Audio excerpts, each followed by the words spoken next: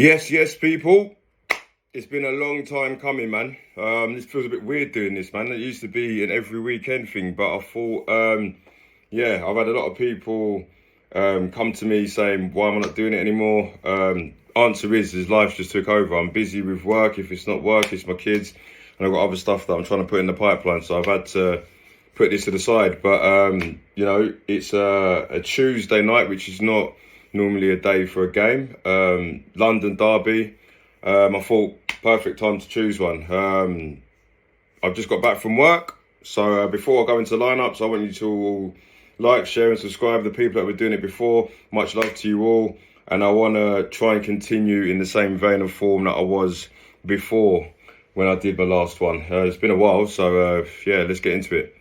So I'm looking at the lineups now. So we'll go with the host first, West Ham. We've got Fabianski in goal, Kufal right back, Mavropanos and Zuma in centre-half positions, and Emerson left back, Souček and Ward-Prowse in midfield, Jared Bowen on the right, Paqueta in the number 10, Kudus on the left, Antonio up top. I'm going to speak about West Ham first. When I look at that lineup, I just see problems left, right and centre. Not just for any team in the Premier League. I just look at it and think, historically, a few of these players do well against Spurs. We've had Souček, who seems to have a good game, and even I can't remember if he scored past us, but he's the biggest threat in the air on the pitch. And me personally, I look at our team. We haven't got many players that are aerially gifted. Van der Ven's 6'2". Bentancur's got relative height. Romero's decent, but we're going to have to be very careful because not only have they got people that can put it on the end of a cross, you've got people that can whip him in like Ward-Prowse. Ward-Prowse always has a good game against Spurs, especially at Southampton. He always used to score a free kick or so against us. Jared Bowen scored in the reflecting game towards the beginning of the season. Antonio as well. He's got previous against us as well. So I'm seeing a lot of pundits and a lot of people saying that Tottenham should win this game. Realistically, if we look at West Ham last week, they capitulated, at the weekend, but realistically, they were 3-1 up at Newcastle. Not many teams do that. So if David Moyes got his tactic correct, they could have got the result there. I think that what happened to them at Newcastle was the worst thing for us because they get to learn and they're going to have the 12th man fully behind them. Tottenham, West Ham's always a fiery one, and they always treat this like their cup final anyway. But even when they've been in relegation battles, they've put up a performance against us and beat us. And for me, West Ham are a decent side. I don't see why David Moyes gets all the flack, considering he's just won a European trophy and they're still in the top sort of 8 in the league. Go to our lineup. Vicario in goal. Good to see Van der Ven back. Just a bit worried about whether him pulling another hamstring. Romero partners him. Romero, Edozie, fullbacks. Pedro Porres, Bentancur and Bissouma. In midfield, Maddison, Johnson, Werner and Son. A lot of pace we've got up front. So, if we're going to have to hit West Ham on the counter, we've probably got the best 3 for that. Kulusevski hasn't been playing too well. I've been calling for him to be dropped because he needs, every player, if you're having bad form and you're not picking it up by being played every week, you need to learn on the bench. Werner, end product isn't brilliant, but his pace will always become a threat, especially with West Ham's fullbacks that like to go forward. Good to see Bentancur back. A lot of people calling for Bentancur and Sarr, but who's holding the midfield? You need someone in there. Bissouma's been on terrible form, but if someone said to me, play Bissouma and see if he can get his form back, or play Højbjerg, we all know Højbjerg's a warrior, but just on the ball, he just doesn't do it in this Ange Ball system. So, we look at the Luton game. Fair enough, we dominated possession and realistically we deserved to win the game, but it wasn't very dominant, if that makes sense. Like, I was always on edge. I always felt that even though we went 1-0 down, I did feel that we were going to win the game, but it was always edgy. It got to the point where when we were 2-1 up even, Luton, you just thought all they're going to get is a set piece and they could equalise. So when you look at the Luton performance and the Fulham performance, if we turn up like that again we'll just get the Fulham treatment, because for me, West Ham are a better side than Fulham. So if we turn up like we did at Fulham, and I believe that we turned up, thought we were just going to turn up and beat them because of what we did to Villa. We've got another thing coming. I think West Ham would score more than Fulham if we turned up like that. But yeah, the match is going to kick off in 5 minutes, so I've got to be quick. If someone tells me what my score prediction is going to be, I've been saying it all day. I hate doing this, but I think we're gonna lose 3-1 to West Ham. I don't feel too confident. I think if we scored the first goal, maybe, but I think West Ham have got a lot more plans to score. They've got set pieces in Souček getting on the end of them. They've got Ward-Prowse who could score. Antonio over the top. Paqueta's on fire. Jared Bowen's probably scored as many goals as Son. You know what I mean? Whereas we just play Ange ball, and if it don't work, then it don't work. And I feel that if West Ham score the first goal, it could be a Fulham one. I'm not too sure. Bentancur might change that for me, because at least we might have a bit of control in midfield. But my head tells me 3-1. My heart, I never go against Spurs, but if I was going to go with my heart, it could be a thriller, 3-3. I can just see quite a lot of goals there. I can't imagine it being a 0-0 like it was the other night. So, yeah, we'll see how it goes. Come on, you Spurs. See you at half-time. Half-time at the London Stadium. It's West Ham 1, Tottenham 1.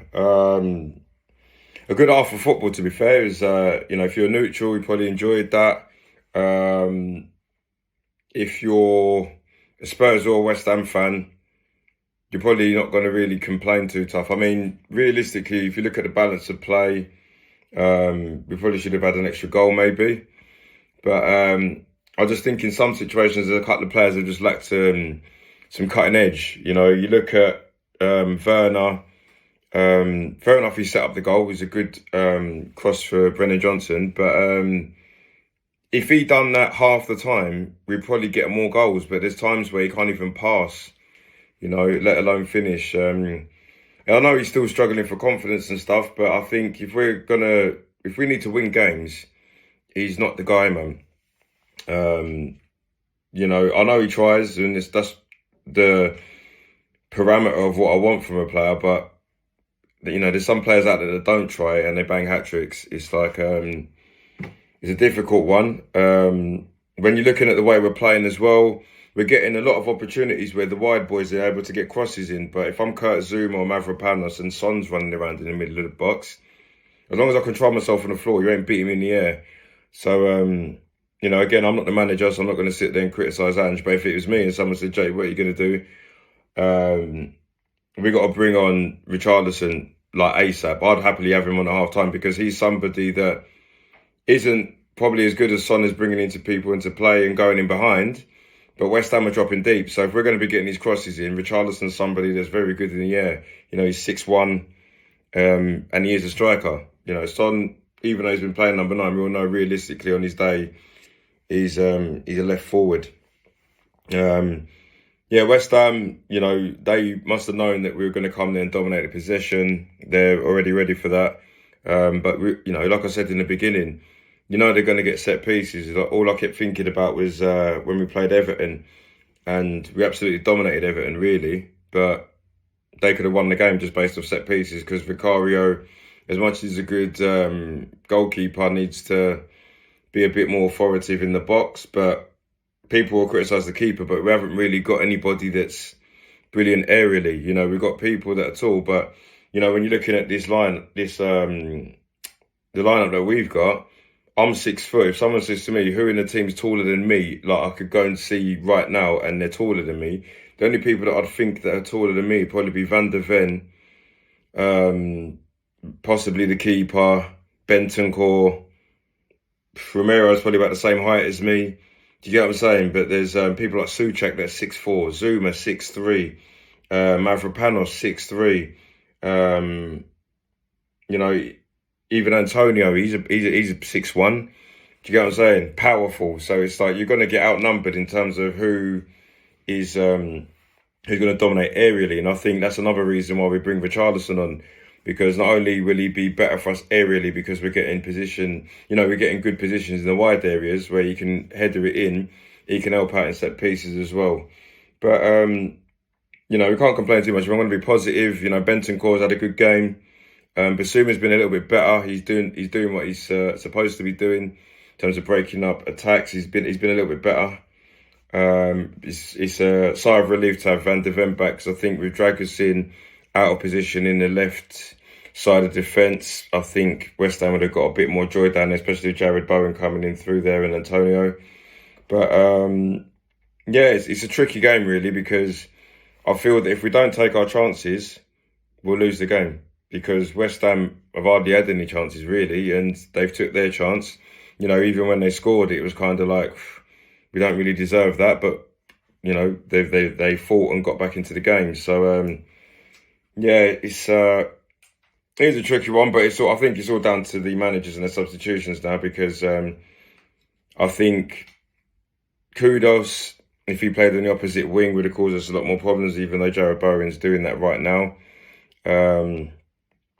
I think, you know, both teams looking at their benches thinking they ain't the most on there, but there is changes there. So it's all about who's going to play the chess game properly. And I generally stick to my guns that if we don't take any chances, and Ange does what he does quite a lot and makes changes late rather than bringing on RICHARLISON when the game's tight, then we could be in a bit of trouble. But we'll see how it goes, and I'll see you guys at full time.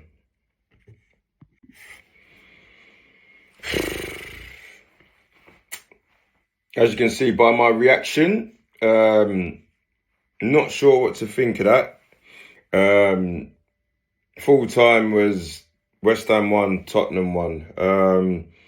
I think if you spoke to both sets of fans, they'll be disappointed in the fact that it was a mad end towards the end of the second half, but it just felt, for me anyway, that we didn't go hammer and tongue like we normally do in the London derby. It just felt a little bit desperate.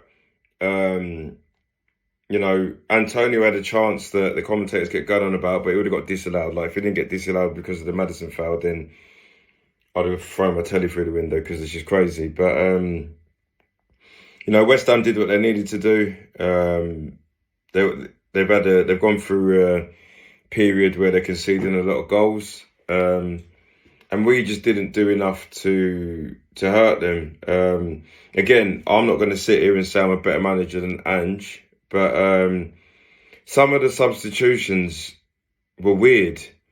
Like, Maddison was pulling the strings, got brought off for somebody that doesn't even know what a string is at the minute in Kulusevski. And that proved to be a bad decision, because Kulusevski, I can't think of a time where he did anything right. And I just think his confidence is completely shot. And I don't know what it is, whether he's carrying an injury or something's going on in his personal life. I don't know, because it just got to the point where he just dipped for some reason. You know, if I want to say a positive on that substitution, Ange has pretty much said to him, look, man, okay, your bad form has come out since you come out to the right. Go on number 10 and prove something. And he just couldn't do it. I think Bissouma had a better game. Probably should have stayed on. I don't understand why he got brought off with 10 minutes to go. But again, was he really going to score the winner? No. Richarlison should have come on a lot earlier, and Werner should have come off a lot sooner. Like, for me, when Kulusevski was getting warmed up, I generally thought Werner was coming off, Son was going right, Richarlison was going through the middle, and we're nice. When Maddison come off, I thought, you know, he was having an influence on the game, and you know, that flattened me, if I'm honest. You know, there's times where Ange just brought him off and he's been rubbish, and I kind of thought, yeah, you know what, you need to come off. But he was doing really well in the game, and he's our most creative player. Hasn't been in the best form recently, but you bring him off for somebody that hasn't been on form for months. It just baffles me. I don't understand it, unless he was carrying an injury. But you saw by Maddison's reaction that he wasn't happy with coming off, so it wasn't nothing to do with that.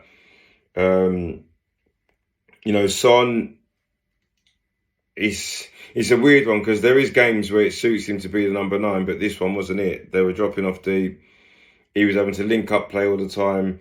You know, Son has these games where sometimes you just think shoot and he passes it out again. And we were playing it. It was weird because we were playing it out wide, and you'd think we were playing it out wide in order for us to get crosses into the box, but we were playing it out wide to come back inside, and we would come back inside, no one was having a shot. We're trying to feed it to the point where someone's got to tap in, and, you know, Arsenal used to get criticised for this back in the day. Everyone's like, why don't you shoot? Why don't you shoot? And we all used to take the piss, but it feels like that's what we're doing now. No one's really having a long shot. There's times where Son is on the edge of the box, left foot, right foot, and you're thinking Son of back in the day just wraps his foot around that and either scores or has an effort on goal. And it just feels like our players have been trained not to do that when we've got players that are capable. You know, Papsar scored a long range, I remember, earlier in the season. Maddison's been doing that for fun in his whole career. So Son, Kulusevski even has done it before, but it just feels like they've been told not to do it. But I think in the round, it was, it probably deserved to be a draw. It deserves to be a draw because West Ham dug in, and it deserves to be a draw because I feel that even though we had all the ball, we weren't doing nothing with it. I think the reason why we don't win games like this is because we don't have a focal point. And, you know, I was screaming out for RICHARLISON to start this game because he's the only person that's the closest thing to a focal point. You know, if we're dominating the ball like that, and Brennan Johnson, I've done it 3 or 4 times, he swung the ball into the box, man. And a fox in the box would have had RICHARLISON could have had a hat-trick off some of Johnson's crosses today. You know, even WERNER, his crosses weren't great sometimes, but RICHARLISON would have made something out of it. Son ain't that guy. And to be honest, you put Son on either wing, he crosses better than both that I just forementioned. So, you know, it's a disappointing result. But at the same time, you know, I was quite confident we were going to lose today.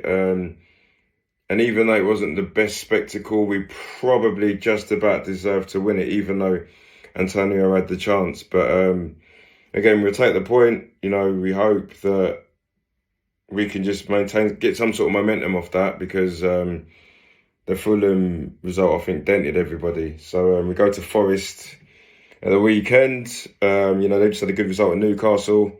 So I'm not going to write them off and say that we're going to go there, especially with Nuno coming back to the lane. But, yeah, I'll take the draw. But, you know, in the grand scheme of things, if the substitutions were made at the right times with the right characters, I think we could have gone on and nicked that. So, yeah, we move. That is football. Remember to like, share and subscribe. Do all of that. Jacob's back. The one up top is back. And I'll be doing something in the midweek, either tomorrow or Thursday, on Only Fools and Tottenham. So love, guys, and have a blessed week.